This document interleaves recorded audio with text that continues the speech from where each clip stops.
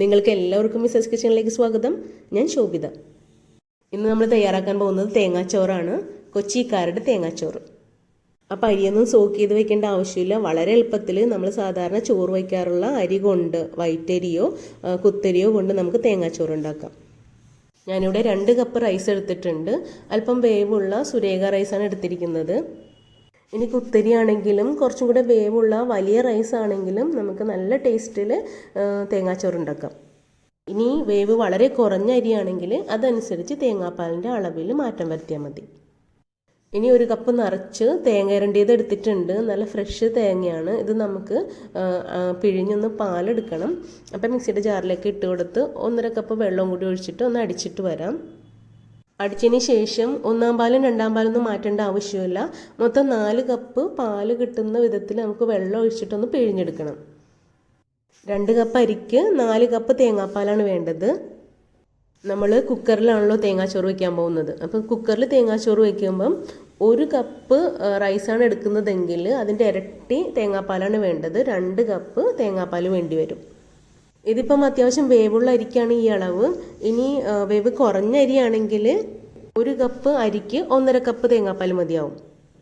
ഇനി നമ്മൾ കലത്തിലോ ചെരുവത്തിലൊക്കെയാണ് തേങ്ങാച്ചോറ് വയ്ക്കുന്നതെങ്കിൽ വേവുള്ള അരിയാണെങ്കിൽ 1 കപ്പ് അരിക്ക് 3.5 കപ്പ് തേങ്ങാപ്പാൽ വേണ്ടി വരും. വേവ് വളരെ കുറഞ്ഞ അരിയാണെങ്കിൽ ഏകദേശം 3 കപ്പ് തേങ്ങാപ്പാൽ മതിയാവും. അപ്പം നമ്മുടെ കുക്കർ ചൂടായിട്ടുണ്ട്. ഇതിനകത്തേക്ക് ഒരു 1.5 ടേബിൾ സ്പൂൺ വെളിച്ചെണ്ണ ഒഴിച്ചു കൊടുത്തിട്ടുണ്ട്. ഇനി ഒരു 2-3 ചെറിയ ഉള്ളി ചെറുതായിട്ട് കട്ട് ചെയ്ത് ചേർത്തൊന്ന് വഴറ്റിയെടുക്കാം. ഉള്ളിയുടെ കളർ മാറുന്നതിന് മുമ്പ് തന്നെ നമുക്ക് കുറച്ച് മസാലയും കൂടി ചേർക്കണം.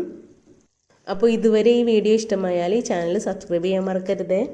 സബ്സ്ക്രൈബ് ചെയ്തവർ തൊട്ടടുത്തുള്ള ബെല്ലൈക്കൺ കൂടി ഒന്ന് എനേബിൾ ചെയ്ത് ഓളും കൂടി ഒന്ന് പ്രസ് ചെയ്തേക്കണേ. ഇനി ഇതിനകത്തേക്ക് ഒരു കഷ്ണം കറുകപ്പട്ട ചേർത്ത് കൊടുക്കാം. ഇത് വളരെ ചെറിയ തിന്നായ പട്ടയതാണ് ഞാൻ 3-4 പീസ് ചേർത്ത് കൊടുത്തത്. ഇനി 3 കറയാമ്പ് ചേർത്ത് കൊടുക്കാം. ഒരു 1/4 ടീസ്പൂൺ പെരിഞ്ജീരകം ചേർത്ത് കൊടുക്കാം.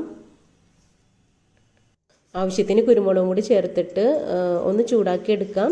എന്നിട്ട് ഒരു 1/2 ടീസ്പൂൺ മഞ്ഞൾപ്പൊടിയും കൂടി ചേർത്ത് ഒന്ന് മിക്സ് ചെയ്തെടുക്കാം. ഇനി നമ്മുടെ തേങ്ങാച്ചോറിന് മഞ്ഞ കളർ വേണ്ട, വൈറ്റ് തേങ്ങാച്ചോറ് മതിയെന്നുണ്ടെങ്കിൽ മഞ്ഞൾപ്പൊടി ചേർക്കേണ്ട ആവശ്യമില്ല. ഇനി നമുക്ക് ഇതിനകത്തേക്ക് ആ പിഴിഞ്ഞ് വെച്ച തേങ്ങാപ്പാൽ ഒഴിച്ചു കൊടുക്കാം. അപ്പോൾ 4 കപ്പ് തേങ്ങാപ്പാലാണ് ഒഴിച്ചു കൊടുക്കുന്നത്. ഏകദേശം ഒരു തേങ്ങയുടെ പകുതിയോളം എടുത്തിട്ടുണ്ടായിരുന്നു. നമുക്കിനി കുറച്ചും കൂടെ കട്ടി തേങ്ങാപ്പാലിന് വേണമെന്നുണ്ടെങ്കിൽ അതനുസരിച്ച് തേങ്ങയുടെ അളവ് കൂടുതൽ എടുത്താൽ മതി. ഈ ഒരു തേങ്ങയുടെ അളവ് എനിക്ക് കറക്റ്റായിട്ട് തോന്നി. ഒരുപാട് നമ്മൾ തേങ്ങ എടുക്കുമ്പം ചോറ് ചിലപ്പം പെട്ടെന്ന് മട്ടിക്കാൻ സാധ്യതയുണ്ട്. അപ്പോൾ ചോറിന് ആവശ്യമായ ഉപ്പ് ചേർത്ത് കൊടുത്തിട്ടുണ്ട്. ഇത് തിളച്ചും തുടങ്ങിയിട്ടുണ്ട്. നമ്മൾ ഇനി അളന്ന് വെച്ച അരി കഴുകി വെള്ളമൊക്കെ കളഞ്ഞ് ഇതിനകത്തേക്ക് ഇട്ട് കൊടുക്കാം. നന്നായിട്ടൊന്ന് ഇളക്കി മിക്സ് ചെയ്തതിന് ശേഷം കുക്കറിൻ്റെ ലിഡൊന്ന് ഇട്ട് കൊടുക്കാം. എന്നിട്ട് ഹൈ ഫ്ലെയിമിൽ 1 വിസിൽ വന്നതിന് ശേഷം ഫ്ലെയിം നന്നായിട്ട് കുറച്ച് വെക്കുക. ഏറ്റവും ലോ ഫ്ലെയിമിലേക്ക് ആക്കുക. എന്നിട്ടൊരു 4 മുതൽ 6 മിനിറ്റ് വരെ വയ്ക്കുക. എന്നിട്ട് ഫ്ലെയിം ഓഫ് ചെയ്യാം. ഈ ടൈം കുക്കർ അനുസരിച്ചും അരിയുടെ വേവ് അനുസരിച്ചും മാറ്റം വരും. അപ്പോൾ ഈ കുക്കറിൽ ഞാൻ ഒരു 6 മിനിറ്റ് ലോ ഫ്ലെയിമിൽ വെച്ചതിന് ശേഷമാണ് എൻ്റെ ചോറ് വെന്ത് കിട്ടിയത് കേട്ടോ. അപ്പം ഫ്ലെയിം ഓഫ് ചെയ്തിട്ട് ഒരു 10-15 മിനിറ്റ് ആയിട്ടുണ്ട്. നമുക്കിതിനൊന്ന് തുറന്ന് നോക്കാം. ഇതിപ്പം പാലൊക്കെ വറ്റി കറക്റ്റ് വേവ് ആയിട്ടുണ്ട്. അടിക്കൊട്ടും പിടിച്ചിട്ടില്ല. ഇനി ഇത് നന്നായിട്ടൊന്ന് മിക്സ് ചെയ്ത് കൊടുക്കണം. കാരണം തേങ്ങാപ്പാലിൻ്റെ ഈ അംശങ്ങളൊക്കെ മുകളിലും കുക്കറിൻ്റെ സൈഡിലൊക്കെ ഇങ്ങനെ പറ്റി പിടിച്ചിട്ട് ഇരിക്കുന്നുണ്ടാവും. അപ്പോൾ നന്നായിട്ടൊന്ന് മിക്സ് ചെയ്തതിന് ശേഷം നമുക്കിത് സെർവ് ചെയ്യാം. അപ്പോൾ തീർച്ചയായും നിങ്ങളിതുപോലെ ഉണ്ടാക്കി നോക്കണം. നിങ്ങളുടെ അഭിപ്രായങ്ങളും നിർദ്ദേശങ്ങളും എന്നെ കമൻറ്റ് ബോക്സിൽ അറിയിക്കണം. ഈ വീഡിയോ ഇഷ്ടമായാൽ ലൈക്ക് ചെയ്യാനും ഷെയർ ചെയ്യാനും മറക്കരുത്. താങ്ക്